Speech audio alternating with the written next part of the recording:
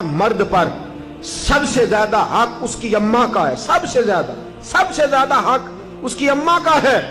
اور عورت پر سب سے زیادہ حق اس کے شوہر کا ہے، سب سے زیادہ، بھائی سے، بہن سے۔ اگر وہ پسند نہیں کرتا ملاقات کرنا تو نہ کر، اگر وہ، اور حضور سید عالم صلی اللہ علیہ وسلم نے فرمایا بی بی نمازیں پڑھے، روزے رکھے، تلاوتیں کرے، لیکن اس کا خاوند ناراض ہو، اللہ اس کی کوئی نماز قبول نہیں فرماتا، اللہ اس کا کوئی روزہ قبول نہیں فرماتا، اس کی کوئی تسبیح قبول نہیں فرماتا۔ اور فرمایا عورتوں تم اس حال میں مر گئیں کہ تمہارا خاوند تم سے راضی تھا تو اللہ تم سے حساب ہی نہیں لے گا، بغیر حساب کتاب جنت عطا فرما دے گا، اللہ حساب ہی نہیں لے گا، بغیر حساب کتاب تمہیں جنت میں داخل کر دے گا۔ میرے رسول کریم صلی اللہ علیہ وسلم کی خدمت میں عورت آئی، یا رسول اللہ صلی اللہ علیہ وسلم مجھے خاوند کے حقوق بتلا دے، اگر میں پورے کر سکوں تو نکاح کروں ورنہ نہ کروں۔ تو حضور نے فرمایا بی بی خاوند کے ناک سے پیپ نکلے، ریشہ نکلے، بدبودار پیپ نکلے خاوند کے ناک سے،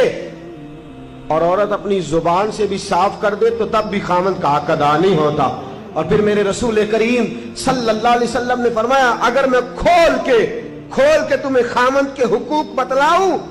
تو فرمایا خاوند کے پاؤں کی مٹی کو تم اپنے چہرے پہ ملنا شہادت سمجھو، اور فرمایا میں اگر کسی کو حکم دیتا کہ خدا کے علاوہ کسی کو سجدہ کرے تو میں عورتوں کو حکم دیتا کہ اپنے خاوند کو سجدہ کرو، اگر میں یہ نہیں فرمایا نبی کو سجدہ کرو، یہ نہیں فرمایا پیغمبر کو کرو، ولی کو کرو، غوث، کتب، ابدال، عالم، فاضل، شیخ، مفتی، نہ، فرمایا میں عورت کو حکم دیتا کہ اپنے خاوند کو اپنے لیے مسجود بنا لے۔ میرے عزیزو یاد رکھیے گا اتنا بڑا حق، اتنا بڑا، اور یاد رکھیں یہ مطالبے صرف بی بی سے نہ کیا کریں، کہ تو میرا یہ بات بیٹی کو سکھائیں، یہ بہن کو سکھائیں۔ ہم لاڈ کر کے ماتھا چوم کے چیزیں دے کے ہم یہ کہتے ہیں تو بڑے لاڈوں سے پلی ہوئی ہے۔ یاد رکھیے گا میرے دوستو اس کو سکھاؤ، عورت اگر تکلیف میں وقت گزارنا سیکھ گئی تو بات بن گئی، وہ اگر برداشت کرنا سیکھ گئی تو بات بن گئی۔ اور یاد رکھے میرے اعلیٰ حضرت نے فرمایا جس بیوی میں قوت برداشت زیادہ ہوگی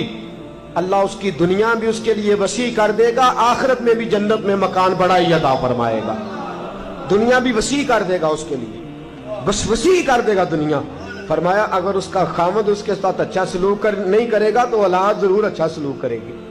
اولاد ضرور اچھا سلوک کرے گی۔ تو بی بی اپنے خاوند کا حق ادا کرے۔ میرے رسول کریم صلی اللہ تعالی علیہ وسلم نے فرمایا خاوند اگر بلائے